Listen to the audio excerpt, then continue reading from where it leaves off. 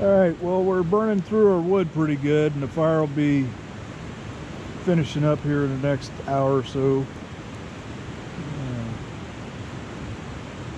Here's what I'm planning on for 2019, and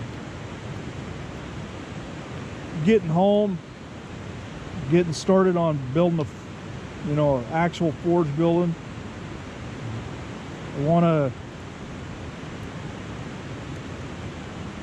have like 5. I'd like to start off with just the forge in the beginning, but I'd like to add 5 different little studios, I guess, for different disciplines like woodworking and pottery and jewelry making and glass blowing and what have you. And also all the stuff that I make, I want to sell, so that'll allow me to put a new clutch in the big truck. I got to put a new steering box in the big truck, and that'll be ready to go. I need about $1,100 to $1,300 so that I can have the fuel to get there, which won't take me long to, once I start selling off all the flowers and candle holders I made and everything.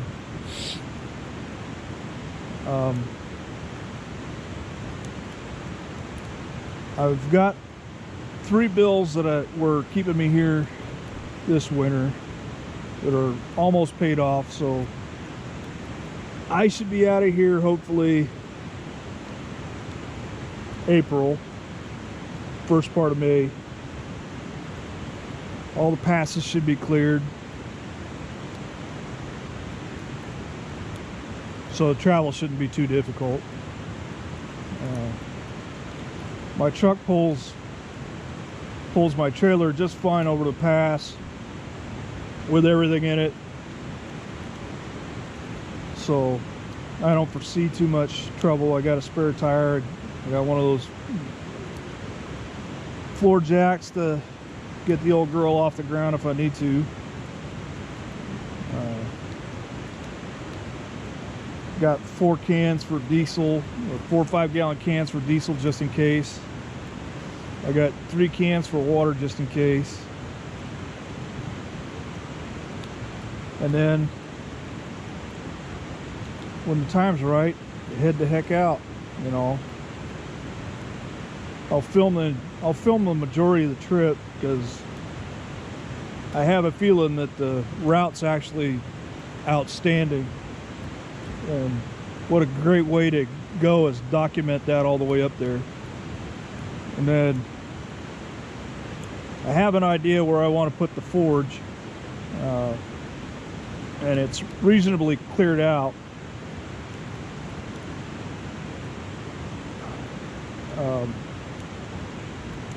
But I have 8.5 acres, so I can put it wherever the heck I want, I suppose.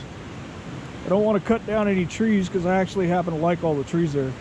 The thing about it is it'll take a little bit of getting used to, because the trees here are, 150 to 300 feet, where the spruce trees that are on the property are 125 to 150 feet for the biggest one. And I'll want to clean it all up and make it so that, when people come up, they can enjoy walking around it and just kind of kick back and relax. I don't want to go yawning on anybody, but a little USA, I guess. Want to build a fire pit, and next the following year in 2020, I want to build a kind of like a walkway around the house that's off the ground, so that when the wildlife's coming through, you can go out and observe them and not have to worry about the animals crawling up on onto the walkway and saying hello. You know, we don't need none of that. But the thing that made me want to buy the house was, well, there's a mother moose that she has her babies there every year. She usually has twins, so that's kind of cool, you know.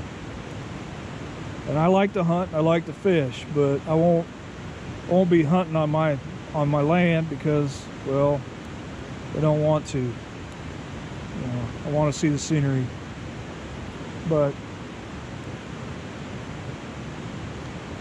it's peaceful. It's relaxing. It lets your mind chew on things that it needs to chew on, but there's not a big rush going on for answers. You know, I can't speak for everybody else, but for me it was having a hard time figuring out how to do things, how to accomplish what I want to do and help people. Absolutely want to help people. I think it's more uplifting to help someone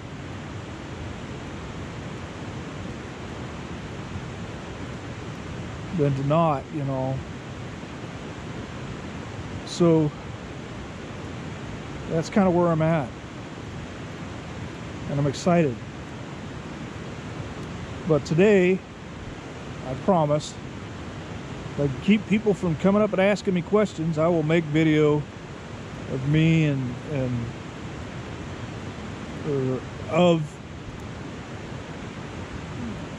my leaf patterns that I've made sitting down, show you how I want to turn some of those into candle holders, but how to use them as accessories to other things that you've made and stuff like that. So I don't want to go into that too much because I don't want to take away from, you know, me talking about it later on. As far as the house goes, you know, I'd like to have a setup where people can message me somehow and we could talk through, you know, what's the steps for them and how to improve their quality of life. But, you know, because you can't just, I guess my biggest thing with the VA and dealing with the government is that you can't just hand somebody a fistful of money and a couple of pill bottles and go, hey, here you go. It doesn't work that way. You know, when I got out of the PTSD inpatient program down in Roseburg at the VA hospital down there, I came back and I joined just a veterans group. But, you know, I mean, we talked about dealing with a lot of things that happen just overseas, but also back here. And the thing is that everybody in there was a Vietnam vet, you know, and I was the youngest guy there. And listening to them talk about some of the crap that they had to deal with when they came back, and you're just like, wow, okay. We don't, I mean, a lot of them were alcoholics for 10, 20 years. You know, some of them turned to drugs. And there was significant events in their lives that they realized that they had to stop, that wasn't working. And you're talking guys that have full-time jobs. You know, yeah, they're getting ready to retire, but this stuff was going on even when they were working. You know, there's a documentary on YouTube that talks about Vietnam veterans when they came back and they tried tracking these dudes up here in the Pacific Northwest, and guys had just disappeared out in the woods. Nobody knows where they are. You know, and I know some people want to do that, but you don't have to.